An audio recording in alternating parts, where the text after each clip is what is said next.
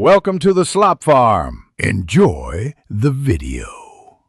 In this video, I will show how to add a payment method on Binance US. Open the Binance US app, tap Wallet, then Payment Methods to start adding your bank or card. Choose between linking a bank via routing and account numbers or adding a debit card for instant use. Double-check all numbers, confirm the small micro deposits if required, and allow up to a few business days for full verification. Start by checking your bank account for 2 tiny micro deposits from Binance US, then enter those exact amounts into the app to confirm. If your bank supports instant verification, follow the on-screen prompts to link immediately and avoid waiting.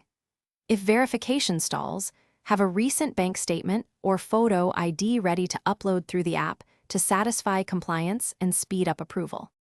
If your payment method fails, first confirm your bank supports ACH transfers and does not block crypto services. Make sure the name on your Binance US account matches your bank exactly, including middle initials or suffixes. If deposits do not appear or verification keeps failing, take screenshots of errors and open a support ticket with Binance US, describing steps taken and attaching.